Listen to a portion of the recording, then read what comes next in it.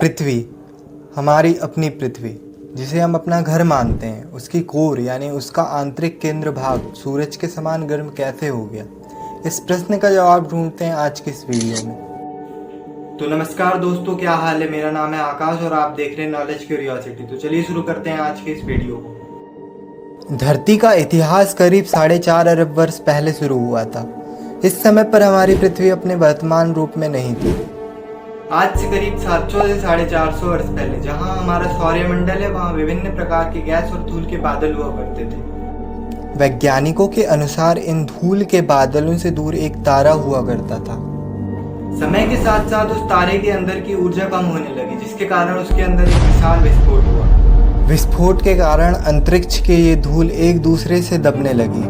इस दौरान बादलों में स्थित धूल के कण दबाव और गर्मी के कारण बड़े बड़े उल्कापिंडों और पत्थरों में परिवर्तित हो चुके थे, और इसी दबाव की वजह से इन बादलों में स्थित रेडियो एक्टिव पदार्थ ने गुरुत्वाकर्षण का निर्माण किया। इस गुरुत्वाकर्षण के कारण हाइड्रोजन और हीलियम इकट्ठा हो रहे थे। बीच के इस भयंकर दबाव के कारण एक विशाल विस्फोट हुआ, जिसके कारण हमारे सूरज का निर्माण हुआ। अंतरिक्ष में फैले एस्ट्रॉइड्स भारी वजन की वजह से सूरज के करीब आकर सूरज की परिक्रमा करने लगे। समय के साथ साथ इन्हें एस्ट्रॉइड्स में टकराव हुआ। इसके फलस्वरूप मरकरी, वीनस, अर्थ और मार्स जैसे ग्रहों का निर्माण हुआ। उस समय पृथ्वी पर 1900 डिग्री सेल्सियस के लावा का समुद्र हुआ करता था। अब समय के साथ साथ पृथ्वी धीरे धीरे ठंडी हो रही थी, जिसके कारण पृथ्वी के भारी तत्व जैसे धातु और रेडियो एक्टिव पदार्थ पृथ्वी के केंद्र में जाकर इकट्ठा हो गए और हल्के पदार्थ पृथ्वी की सतह पर आ गए।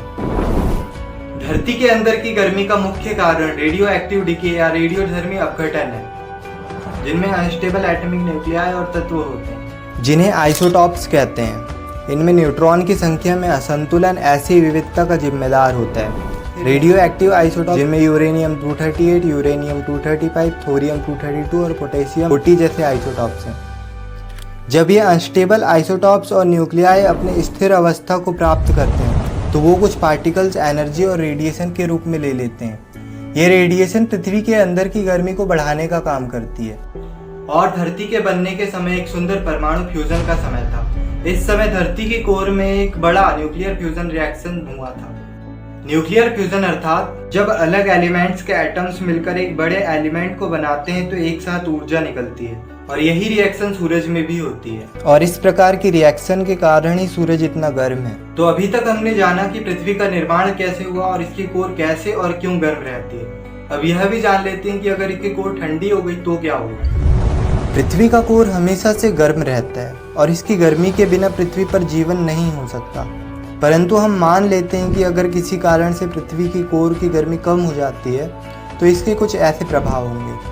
टेक्टोनिक एक्टिविटी का कम होना। पृथ्वी के कोर से आने वाली गर्मी टेक्टोनिक प्लेट्स को गति देती है।